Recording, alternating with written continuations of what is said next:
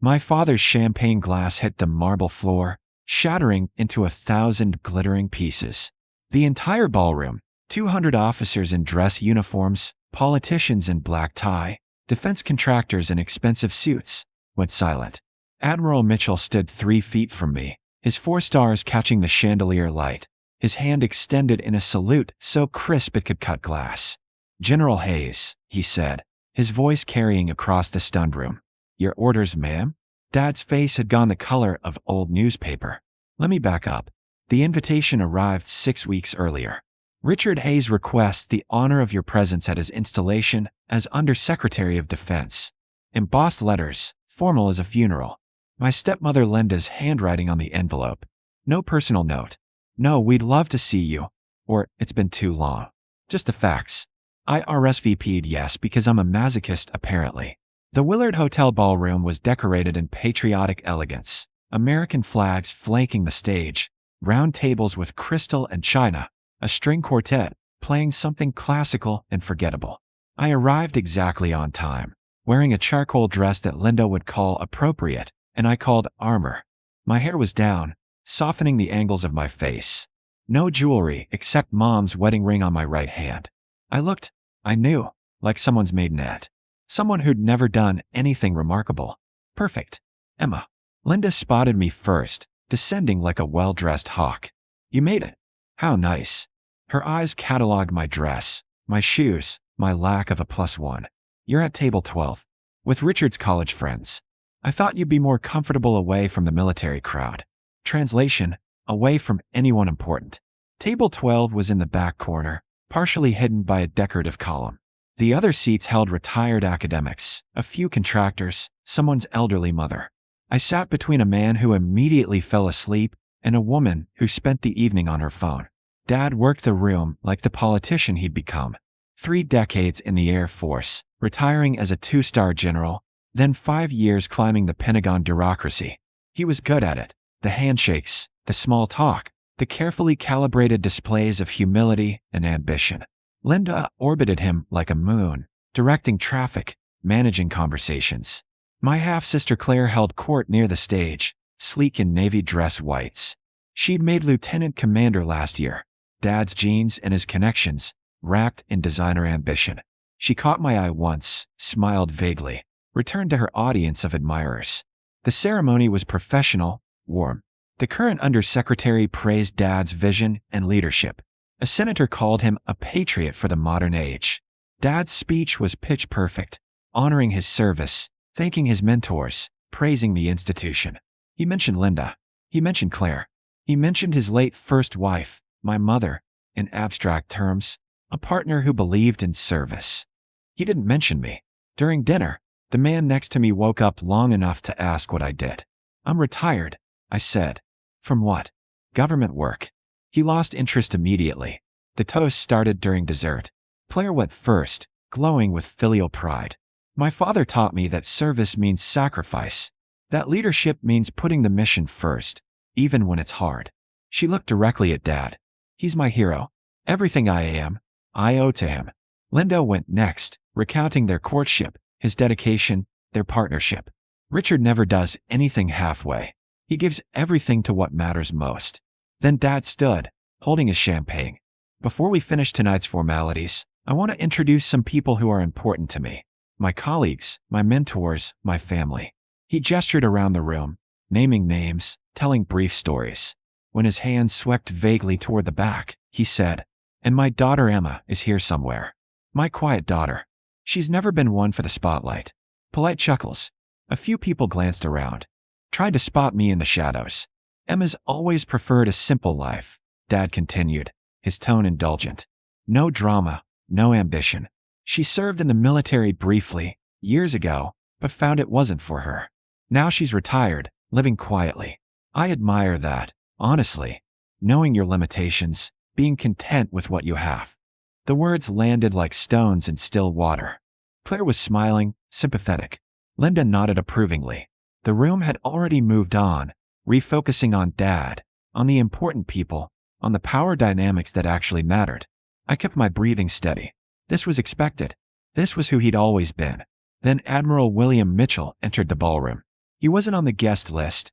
I checked it carefully, the way I used to check intelligence reports for anomalies. But there he was, 4 stars on his shoulders, Chief of Naval Operations, the highest-ranking officer in the Navy. His aide followed him, along with 2 captains I didn't recognize. The room noticed immediately. Conversations stuttered. People stood. Dad moved toward him, hand extended, confused but delighted by this unexpected honor. Admiral Mitchell, this is a surprise, General Hayes. Mitchell's voice cut through the murmur. His eyes were scanning the room, searching. I apologize for the intrusion. I heard you were here. I needed to pay my respects. I'm honored, but I'm not. Not you, sir. Mitchell's eyes locked onto mine across the ballroom. His expression transformed, shock, recognition, something like awe. Dear God, it is you. Admiral Mitchell crossed the ballroom like a man on a mission, the crowd parting instinctively. His aides followed, their faces carefully neutral. I stayed seated, hands folded on the table, while 300 people turned to stare at the quiet daughter in the corner. Ma'am, Mitchell said, stopping in front of table 12. Then, before I could speak, he came to attention and saluted. The room went electric with confusion. Dad was frozen halfway across the floor, his face cycling through emotions too fast to name. Claire had gone pale. Linda's carefully composed expression cracked like old paint. Admiral, I said quietly, you're making a scene. With respect, ma'am, you've earned one. He held the salute, waiting. I stood slowly. My left knee ached when I'd been sitting too long, a gift from Kandahar, and returned the salute with muscle memory, so deep it was almost religious. At ease, I said, and he relaxed fractionally. General Hayes. He turned to address the room now, his voice carrying the weight of command. Most of you don't know, because it's been classified until very recently, but I served under your daughter. 10 years ago, in CENTCOM, when she was a 2-star and I was commanding the 5th Fleet. The silence was absolute. That's impossible, someone whispered.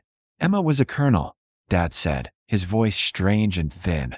She retired as a colonel after 8 years. She told me. She told you what she was permitted to tell you, Mitchell said. General Emma Catherine Hayes retired 3 years ago as a 3-star lieutenant general. She was the deputy commander of Special Operations Command. Before that, she commanded Joint Special Operations Task Force Afghanistan. Before that, she was the director of operations for CENTCOM. He paused. She's the reason we won the war against ISIS. She planned the operation that killed al-Baghdadi. She coordinated the evacuation from Kabul that saved 800 American lives. Claire made a sound like someone had punched her. The reason you don't know this, Mitchell continued, is because General Hayes requested her assignments remain classified. She worked in the black budget world, counterterrorism, direct action, sensitive activities. Her name appears in exactly 3 public documents. But inside the special operations community, inside the Joint Staff, inside the Pentagon, she's a legend. One of his aides, a captain with a SEAL trident, stepped forward. Ma'am, I served in your task force in 2015. Helmand Province. You personally planned the rescue operation that pulled my team out when we were pinned down by Taliban fighters. You were on the radio yourself, coordinating air support, talking us through the extraction. His voice was rough. 6 of us made it home because of you. You made it home because you kept your heads, I said. I just helped with the logistics. She's being modest, Mitchell said. General Hayes has personally planned or overseen operations that resulted in the capture or elimination of 73 high-value targets. She's been wounded twice, once in Afghanistan, once in Syria when she insisted on accompanying a Delta team into Raqqa. That had reached us now. Up close, I could see him trembling. This isn't. Emma, you told me you worked in logistics. You said you pushed papers. I said I worked in operations and planning. You assumed that meant paperwork. I kept my voice level. When I made 06, I called you. You were at Claire's promotion ceremony and said we'd celebrate later. When I made Brigadier General, I sent you a letter. You never responded. When I made my 3rd star, Linda told me you were too busy to talk. You should have insisted, Dad said. You should have made me understand. I was running a war, Dad. I didn't have time to manage your attention. Linda had joined us, her composure restored but her eyes calculating. Surely if this were true, we would have been informed. The family of a general officer, The family of a general officer doing classified work is told exactly nothing. Mitchell said, for their protection and hers. General Hayes had enemies, real enemies, who would have loved to know she had vulnerabilities. Claire approached, her face a mask of professional control, but I could see the panic underneath. Emma, I didn't know. I swear I didn't know. Of course you didn't. You never asked about my career. None of you did. I looked at Dad. Every time I came home, you introduced me as your daughter who used to be in the military. Past tense. Like it was a phase I'd outgrown. Because you were so secretive, he said, defensive now. You deflected every question. I was bound by security classifications that could send me to Leavenworth if I violated them. I told you I was doing important work. You said it couldn't be that important if I couldn't talk about it. The second captain stepped forward, older, with ribbons I recognized from counterterrorism operations. Sir, if I may, I'm Captain Richards, JSOC liaison. General Hayes was my commanding officer for 2 years. In that time, she commanded 5,000 personnel across 4 continents. She briefed the president 14 times. The National Security Council requested her by name for threat assessments. He looked at Dad with something close to disgust. She's the most decorated female combat officer in modern history. Most of those decorations are classified, but they exist. Mitchell pulled a folder from his aide's hands. Her official record was declassified last month when she passed the 3-year retirement threshold. I brought a copy, thinking you might want it for your ceremony. He opened it. 3 Defense Superior Service Medals. 2 Legions of Merit. The Bronze Star with Valor Device. The Purple Heart, twice. The Defense Distinguished Service Medal. He looked up. These are just the ones that can be made public. Dad took the folder with shaking hands. The first page showed a photo I'd forgotten existed. Me in combat fatigues and body armor, standing with a special operations team in front of a helicopter. I looked harder, leaner, dangerous. My face was shadowed under the helmet, but my eyes were clear and cold. That was taken in Syria, Mitchell said. 3 months before she was wounded covering a team's extraction from an ISIS stronghold. She stayed in position, directing fire, until every operator was safe. Then, and only then, did she allow herself to be evacuated. The room was packed now, people crowding closer, trying to see the folder, trying to reconcile the quiet woman in the corner with the warrior in the photograph. Why? Dad's voice broke. Why didn't you tell me? Really tell me. I did tell you. Over and over. You chose not to hear it. The ballroom felt too small, too bright, too full of witnesses. I could see people filming on their phones, recording this moment. The undersecretary confronted by his daughter's secret life. It would be on social media within the hour. The Pentagon would have questions. General Hayes, Mitchell said carefully. With your permission, I'd like to share one more thing. I nodded, too tired to fight it. He gestured to his aide, who produced a small wooden box. Mitchell opened it, revealing a medal I recognized immediately, the Distinguished Service Cross, the Army's second highest decoration for valor. This was awarded to you in a closed ceremony 3 years ago for actions in Afghanistan, Mitchell said. You declined a public presentation. But I think, given the circumstances, the people in this room deserve to understand what it represents. He read from a citation card. For extraordinary heroism while serving as Commander, Joint Special Operations Task Force Afghanistan, during combat operations against an armed enemy. When a complex attack threatened to overrun a coalition base and kill 300 personnel, General Hayes personally directed a 12-hour defense, coordinating air support, managing medical evacuations, and leading a counterattack that broke the enemy assault. Despite being wounded early in the engagement, she remained in command until the base was secure and every casualty evacuated. Her actions under fire saved countless lives and exemplified the highest standards of military leadership. The silence that followed was different now, not confused, but reverent. Claire was crying, mascara tracking down her cheeks. Linda had gone very still, her social calculus recalculating everything. Dad was staring at the medal like it might burn him. I have embarrassed you, he said finally, his voice barely audible. In front of your colleagues. In front of. He gestured helplessly at the room. My God, Emma, what have I done? You did what you've always done, I said. You saw what you wanted to see. You valued what you understood, conventional careers, public recognition, traditional success. My work didn't fit that template, So you dismissed it. I should have trusted you. Yes, I agreed. You should have. Mitchell cleared his throat. Sir, if I might make an observation. The military is full of officers who need recognition, who chase promotions and medals and public acclaim. General Hayes is not one of them. She did the work because it mattered, not because anyone was watching. That's the rarest kind of courage, the kind that operates in silence. Dad looked at me, really looked, maybe for the first time in a decade. Your mother would be so proud. Mom knew, I said. Before she died, I told her everything I could. She understood, even if she couldn't know the details. She said what mattered was that I was serving with honor. And I dishonored you. Tonight, in front of all these people, I reduced your entire career to nothing. His face crumpled. I called you my quiet daughter with no ambition. Jesus Christ, Emma. You called me what you believed, I said. The lie was comfortable for you.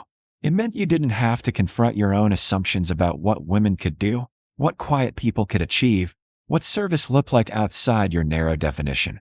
How do I fix this? Dad asked. Please, tell me how to fix this. I looked at him. This man who'd taught me to march, to salute, to value discipline and duty. Who'd also taught me, inadvertently, that love was conditional, that recognition had to be earned in specific, approved ways. Who'd remarried so quickly after Mom died that I barely had time to grieve. Who'd built a new family and left me in the margins. You can't fix it, I said. Not tonight. Maybe not ever. But you can start by telling the truth. About me, about your assumptions, about your failures as a father. He nodded slowly. Then, with the entire ballroom watching, he straightened to attention and saluted me.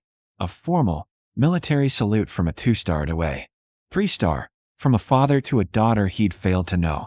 I returned it, my movements precise despite the ache in my shoulder, the old shrapnel wounds pulling tight. For the record, I said, lowering my hand, I'm proud of what you accomplished. Your work at the Pentagon matters. Your policy contributions are significant. I just wish you'd extended the same generosity to me. I will, he said. From now on, I will. Mitchell stepped forward, his voice carrying to the crowd. Ladies and gentlemen, General Emma Hayes is the finest officer I've served with. She's a strategic genius, a courageous leader, and a patriot in the truest sense. I'm honored to call her a colleague and a friend. The applause started somewhere near the front, one of the captains, I think, and spread like wildfire. Within seconds, the entire ballroom was standing, clapping, 200 people honoring a career they'd only just learned existed. I stood there, receiving it, this moment I'd never wanted and never sought. It felt strange and exposing and, underneath everything, a little bit healing. After the ceremony dissolved into smaller conversations, after a dozen officers approached to shake my hand or share stories of how my operations had affected their careers, I found myself alone with Dad on the ballroom balcony. I'd like to know about your service, he said. The parts you can tell me now that you're retired. It'll take a while, I warned. I have time. And I owe you attention I should have given years ago. He paused. Claire wants to talk too. She's processing. I'm sure she is. She looks up to me. She thought my approval meant something. Now she's realizing I'm capable of spectacular blindness. You are, I agreed. But you're also capable of growth. The question is whether you'll do the work. He nodded, accepting it. I will. I promise you, Emma. I will. We stood in the cool night air, watching traffic move on Pennsylvania Avenue below. The heartbeat of American power. The machinery of government we'd both served in different ways. Mom used to say you were the strongest person she knew, Dad said quietly. I thought she was being sentimental. A mother praising her daughter. But she saw something I missed. She saw you clearly. She did, I said. I'm glad someone did. I'm sorry I wasn't that someone. I know. It wasn't forgiveness. Not yet. Maybe not ever fully. But it was acknowledgement. It was a beginning. Later, driving home through empty streets, I thought about all the years I'd carried the weight of being invisible to the people who were supposed to see me most clearly. The relief of finally being known felt strange and light, like shedding armor I'd worn so long I'd forgotten it was there. My phone buzzed. A text from Claire. Can we have coffee? I need to understand who my sister really is. I smiled and texted back, Saturday, 10 a.m. And Claire?